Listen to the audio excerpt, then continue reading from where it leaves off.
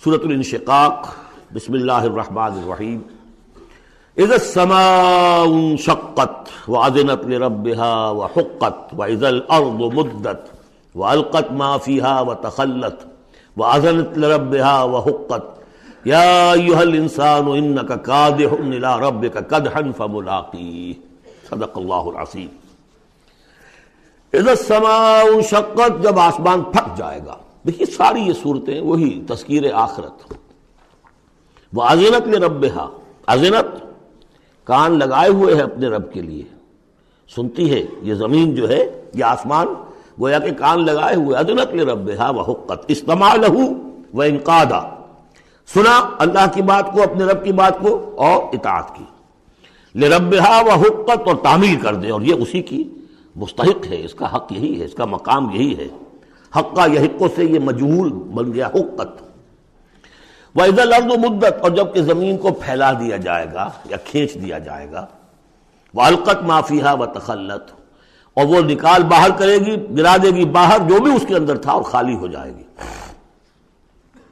یہ آگے چل کر سورہ زلزال میں بھی آئے گا۔ وَأَخْرَجَتِ الْأَرْضُ أَثْقَالَهَا، جب کہ زمین اپنے سارے بوجھ نکال کر باہر پھینک دے گی، جو مردے ان میں دفن ہیں، جو بھی ان کے اجزاء ہیں، ان سب کو نکال کر، تاکہ وہ دوبارہ بنے اور بن کر کھڑے ہو جائیں، اور بھی جو کچھ ہے۔ وَأَذِنَتْ لِرَبِّهَا وَحُقَّتْ، اور زمین کا معاملہ بھی یہی ہے کہ وہ اپنے رب کا حکم سنتی ہے اور اس کی تعمیل کرتی ہے، اور وہ اسی کی سزاوار ہے، یہی اس کو لائق ہے، زیب دیتا ہے۔ یا ایھا الانسان، اے انسان، انک کادح الی ربک کدحا فملاقیہ، یہ بہت اہم نفسیاتی حقیقت ہے، یہ آگے چل کر سورہ بلد میں بھی آئے گی کہ انسان کو، ہر انسان کو مشقت میں پیدا کیا گیا ہے۔ ہر انسان کے لیے دنیا جو ہے دارالمحن ہے، اگرچہ مشقتوں کی نوعیت جو ہے اس میں فرق ہے۔ کسی کی جسمانی مشقت زیادہ ہے، وہ کسی چلائی ہے، اس نے اینٹیں ڈھوئی ہیں، ہل چلایا ہے، پھر وہ رات کو ایسا سوتا ہے کہ اس کو صبح کی خبر لیتا ہے، اسے اس وقت بے چینی کوئی نہیں ہوتی۔ کسی کی ذہنی ہے، مل کا مالک ہے، بیٹھا ہوا ہے، پرابلم، وہ رات کو بھی پیچھا نہیں چھوڑتے وہ پرابلمز، پھر اسے ہپنوٹکس چاہیے، اسے کوئی اور سیڈیٹیوز چاہیے، کسی طرح کی چیزیں، اینٹی ڈپریسنٹس چاہیے۔ ساری جو آج دنیا میں سب سے بڑی مارکیٹ جو ہے میڈیسنز میں، وہ ان دوائیوں کی ہو چکی ہے امریکہ میں۔ جو سب سے مہنگی دوائیاں وہ یہ ہیں امراض ذہنی کی۔ کن کو ہوتے ہیں یہ؟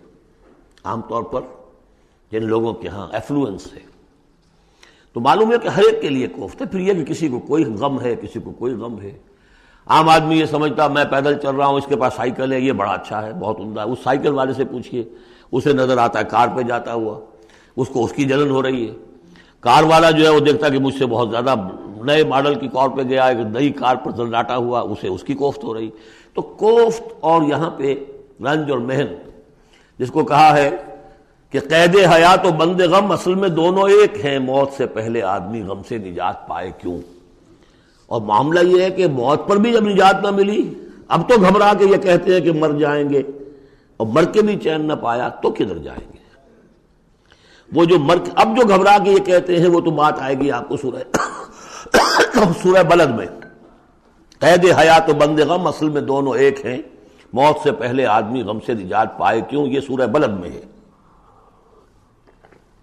لیکن دوسرا مرحلہ جو ہے کہ اب تو گھبرا کے یہ کہتے ہیں کہ مر جائیں گے، مر کے بھی چین نہ پایا تو کدھر جائیں گے، وہ یہاں ہے۔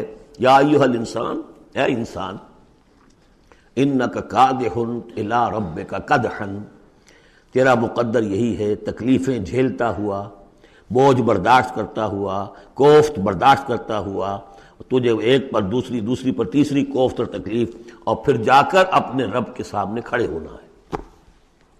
ملاقی، اب جو بار برداری کے حیوان ہیں، بیل ہے جتا ہوا ہے، اب جتائے رکھیے، اسے رہٹ میں لگا لیا آپ نے اس کو کسی اپنے ہل میں جوت لیا، اس کے بعد اس سے حساب کتاب تو کوئی نہیں نا۔ حضرت ابوبکر کہا کرتے تھے عجیب کیف کے عالم میں، کاش کہ میں ایک چڑیا ہوتا جو درختوں پر چہچہا رہی ہے، اس سے کوئی محاسبہ نہیں ہے۔ کاش کہ میں گھاس کا ایک تنکا ہوتا جو جلا دی جاتی ہے، ختم ہو جاتی ہے، اس سے محاسبہ کوئی نہیں ہے، پوچھ گچھ کوئی نہیں۔ یہاں ہے محاسبہ، یا ایھا الانسان انک کادح، مشقتیں بھی جھیلو، صدمے بھی جھیلو، بوجھ بھی اٹھاؤ، اینٹیں بھی ڈھو، اور جو بھی کرنا قلم کی گھس گھس کرو، بیٹھو، جاؤ 3 جگہ 4 جگہ مطلب کرو اور مریضوں کی خدمتیں کرو، اور پھر یہ کہ سب کچھ کر کے پھر ایک دن کھڑے بھی ہو جانا ہے، اب جاؤ ذرا حساب کتاب۔ لن تزول قدم ابن آدم حتی یسأل عن 5، ابن آدم کے قدم ہل نہیں سکیں گے جب تک کہ 5 چیزوں کا حساب نہ لے لیا جائے۔ عن عمرہ فیما افناہ، حساب دو عمر کا، 80 برس کی عمر دی تمہیں، کہاں فنا کی؟ خاص طور پر وعن شبابہ فیما ابلاہ، شباب، جوانی، قوتوں کا، امنگوں کا دور، وہ کہاں گلائی تھی جوانی۔ وعن مالہ من این اکتسبہ وفیما انفقہ، مال کا حساب دو، کہاں سے کمایا تھا، حلال سے کہ حرام سے، اور کہاں خرچ کیا تھا، عیاشیوں میں، عللوں تللوں میں، یا ادائے حقوق میں۔ وَأَمَّا عَلِمَ فِيمَا عَلِمَ، اما عمل فیما علم، اور 5واں سوال سب سے مشکل ہے، جو علم حاصل ہوا تھا اس میں عمل کتنا کیا۔ اس اعتبار سے ایک بات بتا دوں، برا نہ مانے، جن لوگوں نے پابندی سے یہاں، یہ آج کون سا دن ہو گیا ہے، 25واں، ان کی سب سے بڑی مشکل ہو گئی ہے۔ اب سب سے بڑی مشکل اب ان کی ہے، اما عمل فیما علم، جو علم حاصل ہوا ہے اس میں عمل کا حساب کتاب ہوگا۔ وہ غریب جنہیں موقع ہی نہیں ملا، کبھی کوئی ایسی صورت ہی نہیں بنی کہ ان کے سامنے قرآن کی دعوت آ گئی ہو، ان کے پاس شاید کوئی نہ کوئی عذر ہو، ان کے عذر کا حصہ جائے گا ان پر جن کے ذمہ تھا کہ قرآن کی پہنچایا، نہیں پہنچایا۔ لیکن یہ ہے کہ جن تک یہ بات پہنچ گئی انہیں سمجھ لینا چاہیے کہ بہت سخت ہے معاملہ۔ یا ایھا الانسان انک کادح الی ربک کدحا فملاقیہ فاما من اوتی کتابہ بیمینہ، تو وہ کہ جس کو دی جائے گی کتاب اس کے داہنے ہاتھ میں، فسوف یحاسب حسابا یسیرا، تو اس سے تو لیا جائے گا بہت ہی ہلکا نرم حساب۔ وہ ہلکا اور نرم حساب کیا ہے؟ بخاری اور مسلم دونوں میں حضرت عائشہ سے روایت موجود ہے رضی اللہ تعالی عنہا، ینظر فی کتابہ ویتجاوز عن سیئاتہ واما من نوقش فی الحساب فقد ہلک، یعنی حساب یسیریہ کی کتاب نہ اس کا دیکھ لیا جائے گا بس ایک نظر سے، اور اس کی خطاؤں کو بخش دیا جائے گا، لیکن جس سے مناقشہ ہو گیا، جرا ہو گئی، وہ ہلاک ہو جائے گا۔ حساب یسیر یہ ہے، کوئی مناقشہ نہیں، کوئی جرا نہیں، اللہ تعالیٰ ان سے نرم معاملہ کرے گا۔ وَيَنْقَلِبُ إِلَىٰ أَهْلِهِ مَسْرُورًا، وہ جب واپس آئے گا اس عدالت کے کٹہرے سے تو بڑا خوش و خرم آئے گا اپنے گھر والوں کے پاس کہ جان چھٹی لاکھوں پائے، اللہ تعالیٰ کی رحمت سے، اللہ کی مغفرت سے میرا معاملہ تو سیدھا ہو گیا۔ لیکن اب اس کے برعکس کیا ہے، وَأَمَّا مَنْ أُوتِيَ كِتَابَهُ وَرَاءَ ظَهْرِهِ، اور وہ شخص کہ جس کو دیا جائے گا اس کا اعمال نامہ اس کی پیٹھ کے پیچھے سے، وہ کیوں؟ دینا تو ہے بائیں ہاتھ میں، وہ بائیں ہاتھ پیچھے کر لے گا، میں لینا نہیں چاہتا تو وہاں پکڑا دیں گے، وہ یہاں حاضر ہے۔ وَرَاءَ ظَهْرِهِ فَسَوْفَ يَدْعُو ثُبُورًا، اب وہ موت طلب کرے گا، کسی طرح موت آ جائے، میں ختم ہو جاؤں، میں معدوم ہو جاؤں، میرا وجود نہ رہے۔ وَيَصْلَىٰ سَعِيرًا، لیکن وہ داخل ہوگا جہنم میں۔ إِنَّهُ كَانَ فِي أَهْلِهِ مَسْرُورًا، بہت اہم ہے یہ مقام، وہ اپنے اہل و عیال میں بڑا خوش و خرم رہا ہے زندگی میں، دنیا میں، حرام سے دن بھر کی محنت کر کے۔ دیکھیے ایک بات بتا دوں، اگر آپ اللہ کے دین کا حق ادا نہیں کر رہے تو چاہے 100% حلال سے کما رہے ہیں، حرام کھا رہے ہیں، اس لیے کہ اللہ کے دین کا حق آپ نے ادا نہیں کیا۔ وہ جو غصب کیا جا رہا ہے اللہ کا حق، وہ کہاں جائے گا جب تک کہ آپ وہ حق ادا نہ کریں جو دین کا ہے۔ اس اعتبار سے سمجھ لیجیے حرام اور حلال یہی نہیں ہے، حرام اور حلال کے بڑے مراتب ہیں۔ ایک حرام خور وہ ہے جو سور کھا رہا ہے، آپ نے کہا بہت یہ تو چھی چھی چھی چھی، سور کھا رہا ہے، حرام سب کو معلوم۔ ایک وہ ہے جو کھا رہا ہے بکری کا گوشت، بکری بھی خود ذبح کی ہے تاکہ قصائی کا بھی معاملہ کوئی خراب نہ ہو جائے، لیکن یہ کہ وہ بکری خریدی ہے کسی کی جیب کاٹ کے، تو کیا کھا رہا ہے؟ حلال کے حرام؟ حرام۔ اس کو بڑھاتے جائیے، باطل کے غلبے کے تحت سانس لینا بھی حرام ہے۔ You have reconciled? تم نے باطل کو تسلیم کر لیا، ذہن قلبن، طاغوت کو تسلیم کر لیا ہے، تمہارا جینا حرام، تمہارا سانس حرام، الا یہ کہ تن من دھن، اپنی صلاحیتوں کا صرف منیمم رکھا جائے اپنے لیے اور میکسیمم جو ہے خرچ کر دیا جائے اس نظام کو بدلنے کے لیے، وہ اس کا کفارہ ہو جائے گا۔ ورنہ یہ کہ وہ آپ ناپ تول کر کے تو حلال کھا رہے ہیں، لیکن جس نظام باطل کی آپ چاکری کر رہے ہیں، جس کی ملازمت کر رہے ہیں، جسے سپورٹ کر رہے ہیں، بڑی تنخواہ ملی ہے، ورلڈ بینک کی کسی برانچ میں جو ہے مینیجر لگ گئے ہیں، کس نظام کو آپ چلا رہے ہیں؟ بہرحال وہ بات لمبی ہو جائے گی، لیکن وہ دنیا میں خوش و خرم تھا، اچھا کھلا رہا تھا، دودھ ملائی ربڑی اپنے بچوں کو، ہر وقت آ رہا ہے تو نئی چیزیں لے کر آ رہا ہے، ولایت سے آ رہا ہے تو ایک ایک بچے کو بلا کر تمہارے لیے یہ لایا ہوں، تمہارے لیے یہ لایا ہوں، وہ دنیا میں وہ خوشیاں لے آیا، اب یہاں کچھ نہیں ہے۔ وہ اللہ کا بندہ جو دنیا میں ڈرتا رہا، انا کنا فی احدنا مشفقون، ہم تو ڈرتے تھے کیا ہوگا، اللہ کے حضور میں ایک روز کھڑا ہونا ہوگا، ان کے لیے یہاں آیا، ینقلب الی اہلہ مسرورا، اب وہ لوٹے گا اللہ کی عدالت کے کٹہرے سے اپنے گھر والوں کی طرف تو خوش و خرم ہوگا۔ اور یہ جو ہے یہ دنیا میں خوش و خرم رہا تھا اپنے اہل و عیال میں، انہ کان فی اہلہ مسرورا انہ ظن ان لن یحور، اس کو گمان یہ ہو گیا تھا کہ لوٹ کر آنا نہیں ہے، ہمارے پاس آنا نہیں ہے۔ بلا، کیوں نہیں، ان ربہ کان بہ بصیرا، یقیناً اس کا رب تو اسے دیکھ رہا تھا، ہر آن دیکھ رہا تھا، اس کی نگاہ میں تھا۔ فلا اقسم بالشفق واللیل وما وسق والقمر اذا اتسق لترکبن طبقا عن طبق، یہ ہے اصل میں وہ مقام جس کے حوالے سے میں نے آپ کو کہا تھا کہ سورہ مدثر کی ان آیات کو ذہن میں رکھیے۔ کلا والقمر، تو یہ دیکھیے کہ وہاں بھی درمیان میں پھر اثر نو قسمیں آ گئی تھیں، دو تقریباً جو سمجھیے دو صورتیں بن گئیں، شروع میں یا ایھا المدثر سے لے کر اور آیت نمبر 31 تک، اور پھر کلا والقمر واللیل اذ ادبر والصبح اذا اسفر انھا لإحدی الکبر، وہی بات یہاں ہے، ایک مضمون پورا ہو چکا۔ فلا اقسم بالشفق، تو نہیں مجھے قسم ہے شام کی سرخی کی، واللیل وما وسق، اور رات کی اور جو چیزیں اس میں سمٹ آتی ہیں، والقمر اذا اتسق، لیکن پھر جب چاند جو ہے رفتہ رفتہ بھرتا ہے اور پورا ہو جاتا ہے، 14ویں کا چاند بن جاتا ہے۔ یہ اصل میں میرے نزدیک واللہ عالم، یہ کسی اور کوئی بات میں نہیں کہہ رہا ہوں، میرے نزدیک یہ دو بڑی اہم خبروں کی نشاندہی ہے جو قرآن میں کی گئی ہے، اور وہاں ہے بھی انہا لإحدی الکبر، بہت بڑی خبر ہے یہ کہ محمد رسول اللہ صلی اللہ علیہ وسلم کا جب خورشید ہدایت طلوع ہوا ہے تو اس وقت صورت کیا تھی؟ 600 سال کی رات تھی جس میں کوئی نبی نہیں آیا تھا، بس چاند کے کچھ اثرات، کچھ روشنی، کچھ تھے نیک لوگ، کچھ جنات میں بھی نیک تھے، لیکن اکثر و بیشتر دنیا کے اوپر جو غلبہ ہو گیا تھا وہ بالکل باطل کا۔ پھر ایک دم خورشید نبوت طلوع ہوا ہے اور روشنی پھیل گئی ہے۔ اب خبر دی ہے اسی خورشید نبوت نے صلی اللہ علیہ وسلم کہ قیامت سے پہلے ایک مرتبہ پھر یہ دین کا غلبہ ہوگا، جیسا آپ کے دست مبارک سے بنفس نفیس جزیرہ نماء عرب پر پورا خورشید اسلام چھا گیا، نظام دین قائم ہو گیا۔ الیوم اکملت لکم دینکم واتممت علیکم نعمتی ورضیت لکم الاسلام دینا، جاء الحق وزہق الباطل ان الباطل کان زہوقا۔